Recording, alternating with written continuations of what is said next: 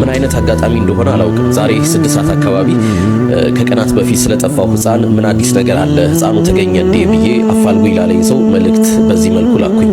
አሁን ግን የሰማሁት ነገር ልብን የሚሰብር ሆኗል።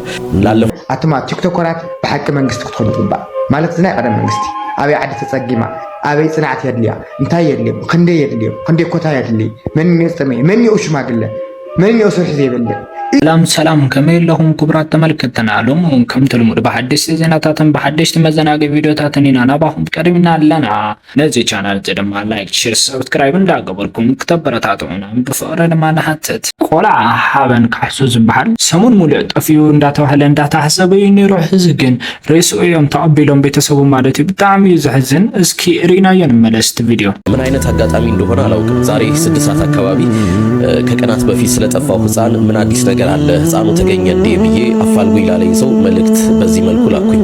አሁን ግን የሰማሁት ነገር ልብን የሚሰብር ሆኗል። ላለፈው 1 ሳምንት ሁላችንም መገኘቱን በጉጉት ስንጠብቅ የነበረው መልካም ዜና ሳይሆን ልብን የሚሰብር መርዶ ለመስማት ተገደናል። የ7 ዓመቱ ህፃን ሀበን ካሳ ላይመለስ ተለይቶናል። ለቤተሰቦቹና ለመላው ህዝብ በሙሉ ፈጣሪ መጽናናትን እንዲሰጣችሁ ከልብ እመኛለሁ። ሀበንንም ፈጣሪ በቅፎ ያኑርልን።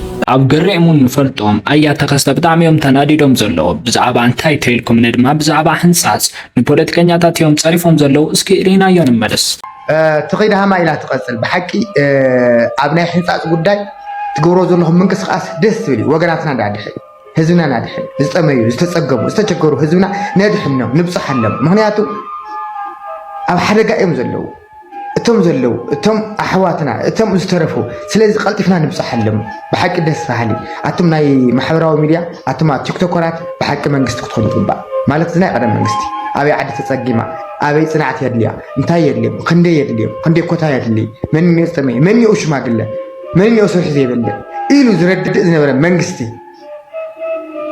የለለም።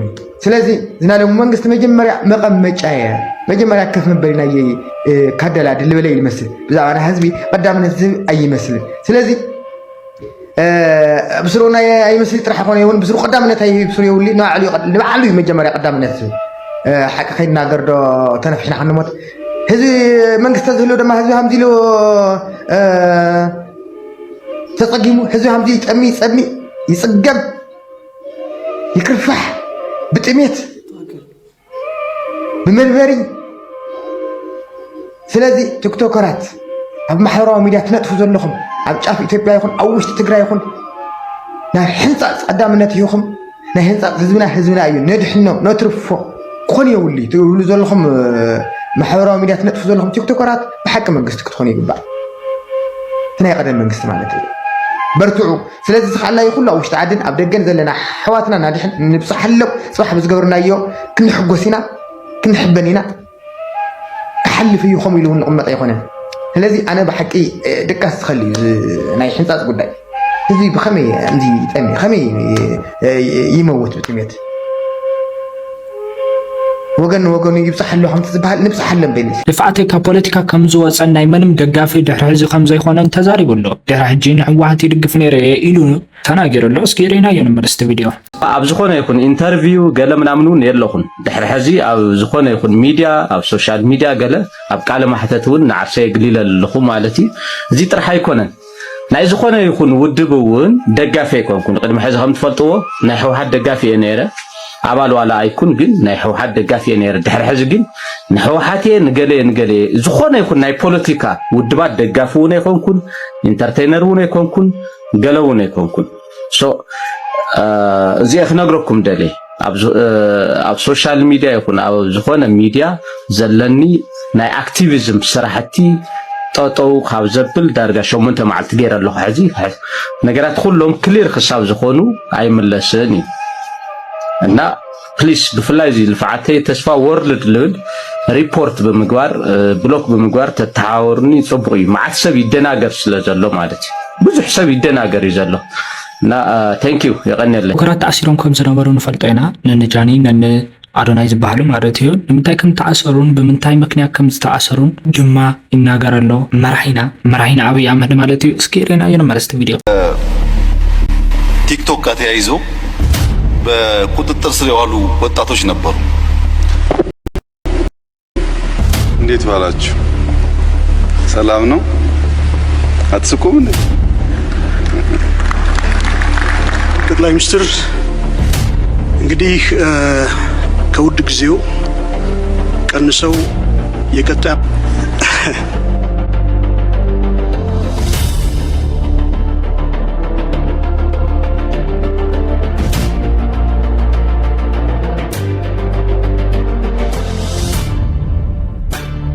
ሪሰንትሊ ከቲክቶክ ጋር ተያይዞ በቁጥጥር ስር የዋሉ ወጣቶች ነበሩ። እነዚያ ወጣቶች ለኢትዮጵያ አስፈላጊ ናቸው። ያንን አውድ ተቀላቅለው ፈጥረው ለመማር ስራ ለመስራት መሞከራቸው ሊበረታታ የሚገባው ጉዳይ ነው። ነገር ግን ሲማሩ ከውጭ መማር ያለባቸውን ዕውቀትና መጠበቅ ሴፍ ጋርድ ማድረግ ያለባቸውን የኛን ባህል የኛን ፍላጎት ከቀላቀሉ ግን ጥፋት ያስከትላል። ለዚያ ደግሞ መገሰጽ መመከር ያስፈልጋል ማለት ነው። ግማሹ ለምን ተያዙ ግማሹ ለምን አልተያዙም ይላል። እኛ ልጆቹን ኢንከሬጅ ማድረግ ነው የምንፈልገው፣ ግን እየገሰጽን እያስተማርን ለምን ለምሳሌ አንድ ሀገር ብንወስድ ስም መጥቀስ ባያስፈልግም ከ16 ዓመት በታች ያሉ ልጆች ሞባይል እንዳይዙ ሕግ ያወጣ ሀገር አለ። ለምን እነዚያ ልጆች ሞባይል ይዘው ከሚያገኙት ዕውቀት በላይ ጥፋት ነው ብሎ አስቧል። ታዲያ እንዴት ቴክኖሎጂ ይጠቀሙ ሲባል ትምህርት ቤት ሲሄዱ ኮምፒውተር አላቸው፣ መምህራን ይቆጣጠራሉ። ቤት ሲገቡ ኮምፒውተር አላቸው፣ ወላጅ ይቆጣጠራል። እዚህ መሃል ግን ስልክ መያዛቸው ጉዳት እንጂ ጥቅም የለውም ብሎ ከልክሏል። ሌላ ሀገር ደግሞ የወሰን እንደሆነ በሳይበር ሴኩሪቲ ተቋም በመገልገል ቲክቶክ በአንድ ሀገር ውስጥ 100% በሚባል ደረጃ ህፃናት ከ16 ዓመት በታች ከሆኑ ከስቴም ውጪ ቲክቶክ ማየት አይችሉም። ቲክቶክ አለ ሳይንስ፣ ማቴማቲክስ፣ ቴክኖሎጂ ነክ ጉዳይ እንጂ ያለባበስ ያዘፋፈን ምናምን ነገር ማየት አይችሉም። ዘግቷል። ያ ሀገር ያ ብቃት አለው። ልጆቼ በቲክቶክ በቴክኖሎጂ ስለ ሳይንስ ሲወቁ፣ ስለ ማቴማቲክስ ሲወቁ፣ ስለ ፊዚክስ ሲወቁ ከዛ ያለፈው ዕውቀት ግን አያስፈልጋቸውም ብሎ ዘግቷል። ኢትዮጵያ ከዚህ ዓመት በታች ያለው ወጣት ስልክ አያዝ ብላ ህግ ካላወጣች፣ ቲክቶክ ደግሞ ፊልተር ማድረግ ካልቻለች፣ መጠንቀቅ ያለብን ነገር በተለይ ኢንፍሉዌንሻል ምንባል በዛ ሰፈር የምንሰራ ሰዎች በእኛ ምክንያት ብዙ ሰው ሊመረዝ ይችላል። ቢኮዝ ህፃናት አንድ የሚወዱት ሰው አለባበሱ፣ አነጋገሩ፣ ቆመናው ሁሉ ኢንፍሉዌንስ ያደርጋቸዋል። እኛ የሚከተለን ሰው እንዳለ አስበን ጥንቃቄ ካላደረግን የኢትዮጵያን ባህል፣ የኢትዮጵያን እምነት፣ የኢትዮጵያን ፍላጎት የሚቃረን ከሆነ ቴክኖሎጂው አጋዥ ሳይሆን ጥፋት ይሆናል ማለት ነው። ቴክኖሎጂ የምንማርበት፣ የምንጠቀምበት፣ የምናድግበት እንዲሆን በእኛ ውስጣዊ ሁኔታ የተገራ መሆን አለበት። ከዚህ አንጻር ሳይበር ሴኩሪቲ በጣም ከፍተኛ ኃላፊነት ያለበት ተቋም ነው። ይህን እንደሚያሳካ ተስፋ ይደረጋል። ቅድም እንዳየኸው የተለያዩ ሴክተር እየመሩ ያሉ ወጣቶች ኢትዮጵያ ስትራቴጂ በመንደፍ ብቻ ሳይሆን በዚያ ዘርፍ ሊመሩ የሚችሉ አመራሮች በመፍጠርም ከፍተኛ ተስፋ እንዳለ የሚያመላክት ነው። እኔ እንደዛ የተሰማኝ ያንተን ስሜት ባላቅም በጣም ደስ የሚል ቀን የነበረን። እነዚህ ልጆች ያን ያሳካሉ የሚል ተስፋ አለኝ።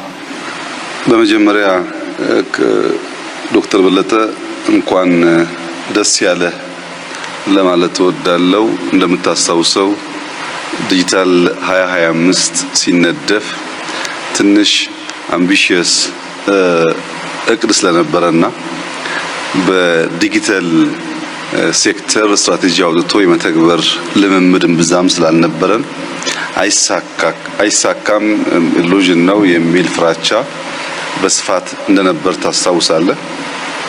በሚያስደንቅ ሁኔታ ከአምስት ዋና ዋና ዘርፎች መካከል አንዱ ስትራቴጂ መሆን አለበት፣ ለኢትዮጵያ ብልጽግና መረጋገጥ አይተኬ ሚና አለው ከሚለው ውሳኔ ጀምሮ ዲጂታልን ከግብርና፣ ከኢንዱስትሪ፣ ከማይኒንግ፣ ከቱሪዝም አስተካክሎ የማየት እይታ ከተጀመረበት ጊዜ አንስቶ ኋላም ስትራቴጂው ተነድፎ የተተገበረበትን መንገድ ስንመለከት ምናልባት በግብርናውም በማይኒንጉም በኢንዱስትሪውም ጥሩ ውጤት እንደመጣ ቢታወቅም የ2025 የዲጂታል ስትራቴጂ 100% በሚባል ደረጃ የተሳካ ስትራቴጂ ነው። ይህን ስትራቴጂ ይህን ስትራቴጂ በመንግስት መዋቅር ብቻ ሳይሆን አካዳሚያውም እንዲፈትሸው እጋብዛለሁ። ምን ነበር ትልሙ፣ ንድፉ፣ ምን ተሳካ፣ ምን አልተሳካም የሚለውን ለማየት እድል ቢያገኙ አንድን ነገር አርቆ ማቀድ አርቆ ማለም ብቻ ሳይሆን የመከወን ብቃት ከዚያ ውስጥ እንዴት ሊወጣ እንደሚችል የሚያሳይ አስተማሪ ጉዞ ስለነበረ አንተ በዋነኛነት ይህን ስትራቴጂ የመራውን ተቋም የመራህ ሰው ስለሆንክ እንኳን ደስ ያለህ ብልህ የሚገባህ ይመስለኛል። የ2030 የዲጂታል ስትራቴጂ መንደርደሪያ ያደረገው 2025 ነው። ግን ዋና ራዕይ ዋና ፍላጎቱ ሰብሰብ አድርገን ስናይ 3 ነገር ለማሟላት ነው። አንደኛው አክሰስ ነው። ሁሉም ዜጎች ከቤታቸው ከሴልፎናቸው ካሉበት ስፍራ የሚፈልጉትን አገልግሎት ማግኘት የሚችሉበትን እድል መፍጠር ነው። ለምሳሌ ቅድም በቴሌኮም ሲነሳ በ2030 የዲጂታል ፔኔትሬሽን በዴታ 90% እንደርሳለን የሚለው የ2030 ስትራቴጂ በጣም ኮንሰርቫቲቭ ከመሆኑ የተነሳ ነው እንጂ ማለም መተለም ያለብን 100% ነው። ምክንያቱም 90% ሰው አክሰስ ኖሮት 10% ዜጋ አክሰስ ከሌለው መንግስት ወዶና ፈቅዶ 10%ቱ ከኋላ ይቅር ግድ የለም ብሎ አምኗል ማለት ነው።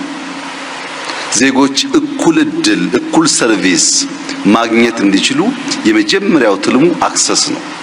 ሁለተኛው ኦፖርቹኒቲ ነው። ኢኳል ኦፖርቹኒቲ ባልሰጠንበት መስክ ባልሰጠንበት ሁኔታ እኩል ተጠቃሚ መሆን አይቻልም። በጾታ ወይም በአካል ጉዳት ምክንያት ወይም በርቀት ምክንያት ዜጎች ሊያገኙ የሚገባውን እድል እኩል የሚያመቻች ስርዓት መፍጠር ያስፈልጋል። ይሄ ዲጂታል 2030 አንዱ እንዲያሳካ የሚፈልገው ነገር ኢኳል ኦፖርቹኒቲ ለዜጎች መስጠት ነው። ምን ማለት ነው? እዚህ ሰበታ ያለ አንድ አርሶ አደር እና ቀብሪ ዳህር ያለ ወይም ሽራሮ ያለ አንድ አርሶ አደር ስለ ዌዘር ያላቸው መረጃ የተለያየ ከሆነ በቅርበት ያለው የሚያውቅ በርቀት ያለው የማያውቅ ከሆነ በኢንፎርሜሽን እጦት ምክንያት ምርታቸው ሊበላሽ ይችላል። ካመረቱ በኋላ ገበያን በሚመለከትም እኩል መረጃ ማግኘት የማይችሉ ከሆነ በመረጃ እጥረት ምክንያት አንደኛው ገበሬ የለፋበትን ዋጋ አያገኝም፣ አንደኛው ገበሬ የለፋበትን ዋጋ ያገኛል። እዚህ አንደኛው አክሰስ ነው፣ ሁለተኛው ኦፖርቹኒቲ ነው። ሶስተኛው እና ዋነኛው ነገር ትረስት ነው። በዜጎችና በተቋማት መካከል ትምምንን ካልፈጠረ ለምሳሌ ሞባይል ይዞ ሰው እቺ ሞባይል ብሬ እንዳሰርቅብኝ በሞባይል መኒ በቴሌብር አልጠቀምም የሚል ዜጋ ካለ ሞባይል ሰራቂ ሳትሆን አመቻች መሆኗን ማሳመን ያስፈልጋል። በተቋምና በዜጎች መካከል ትምምን ካልተፈጠረ የገንዘብ ትራንዛክሽን፣ መማር ማስተማር፣ ስለ ጤና ዳታ መስጠት፣ ደፍሮ ለስራ አፕላይ ማድረግ፣ ፐርሰናል መረጃን በክላውድ ላይ ማስቀመጥ የመሳሰሉ ጉዳዮች የሚታሰቡ አይደሉም። እንደኛ ባለ ማህበረሰብ በጥርጣሬ በስጋት በኮንስፒሬሲ የተሞላ በሚሆንበት ሰዓት ቴክኖሎጂ አሳላጭ መሆን ተስኖት የሚፈራ ከሆነ ዜጎች የማያምኑበት ከሆነ የምናስበውን ነገር አያሳካም። የዲጂታል 2030 የአክሰስ ኦፖርቹኒቲ እና ትረስት ተደምረው አንደኛ ስራን መፍጠር አለባቸው። ለዜጎች በርከት ያለ የስራ እድል መፍጠር አለባቸው። ሁለተኛ ለሀገር እድገት ማረጋገጥ አለባቸው። ማደግ አለብን። ስራና እድገት ብቻውን ግን በቂ አይደለም። ሉዓላዊነት የምንለው ነገር ደግሞ የሚያረጋግጥ መሆን አለበት።